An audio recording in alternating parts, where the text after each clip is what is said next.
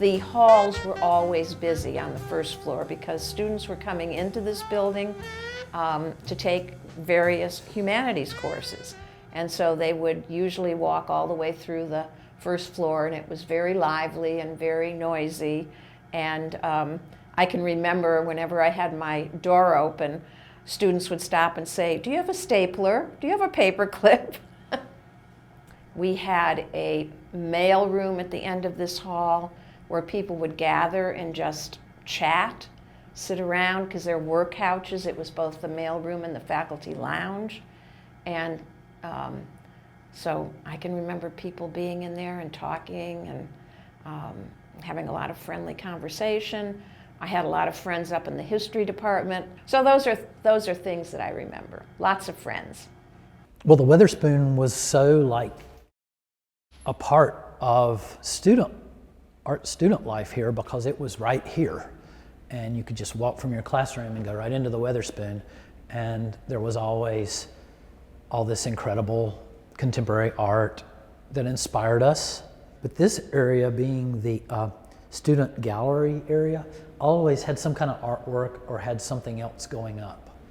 And there would sometimes be some kind of kinetic sculpture plugged in going wild over here or something. Lots of, you know, if there was performance art, it usually went on down there and people would stand around here. It was kind of like a theater in the round kind of place. The painting classes I know were on the second floor. And this floor here had ceramics and sculpture. And then there was the foundry, of course, where a lot of sculptural things went on. And there was a lot of ceramics being done here then. I was here from 1989 until we moved to the More Humanities building in 2005 or 6. But the Classical Studies department had been here, I think, since the building was built. I believe that this building, when it was the first and old building, the one that was so pretty, clearly by the late 50s, early 60s, needed to be replaced. But I think it was the main classroom building.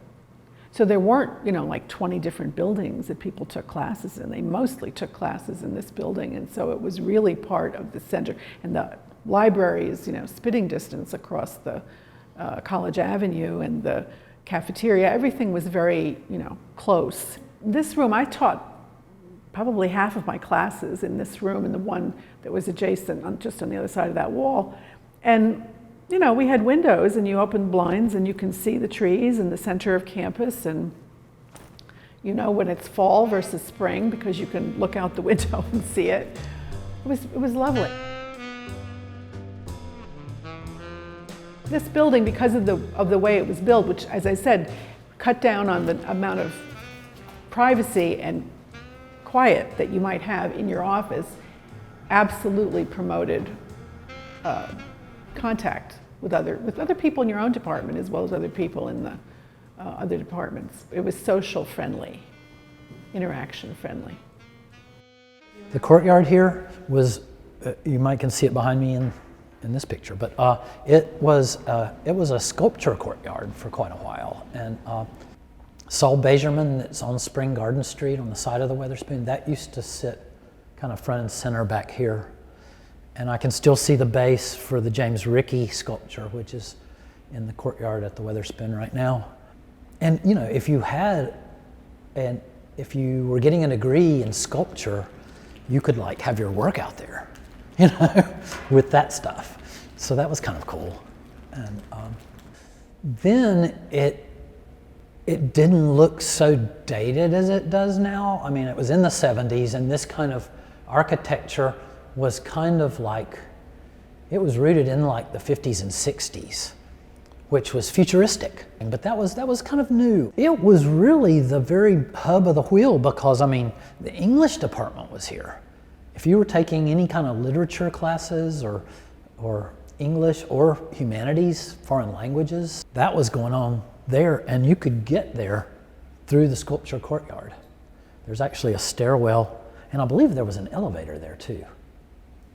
That's just right through the doorway on the back of the courtyard. So it was an easy way to get to your English class. So when you think about all those disciplines going on in one building, it really was a lot. Most people, I think, would take the stairs at the end of the hall to go on up.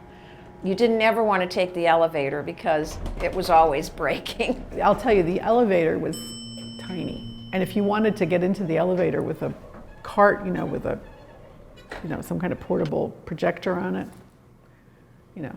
give up, because it was always packed with people. It was just, struck me as funny. But it was the size of a postage stamp. It was tiny, tiny. It was a very bustling place. I mean, there were people, always people in the hall. The heat registers couldn't be divided. There were downsides to having the windows open. There'd always be a group of students, and that side of the building is the art department. This was actually a gallery, so having your work in here made it look right. It seemed, like it was really art once it got in here. Andy Martin was a big influential teacher here to a lot of painters. Peter Agostini was another instructor that I had here, and he was mostly teaching sculpture at the time, but his drawings were incredible, and I remember seeing his drawings in here one time and going, wow, he was awesome. Those are the teachers I kind of remember being in here with. I thought of it sort of as the center of what was going on at UNCG, be it ever so humble. I just liked this building. I liked it more after I left it. I don't know how many people feel nostalgic about it, but I do. The other buildings are all, much more attractive and much better fitted out as far as technology is concerned, much nicer offices. But this building is still, because this was my department, this is where I was most of the time. So it's a little bit like asking you why you are more attached to your home than you are to, someone else's house. This was our house. I think a lot of faculty are probably going to be very surprised that it's actually coming down, because even after all of the departments, academic departments, moved out of McIver in about 2005, the building was filled again. It was filled again with administrative offices, student support offices, and the joke was that a lot of us old-timers would be dead before the McIver building came down. So I'm happy to say that I outlived the McIver building. What do I miss about the building? The people. I mean, I can't, when I go through, it brings back some happy memories of times here, but I think of all the colleagues that have retired. I mean, I hate to say it, but I miss the people the most.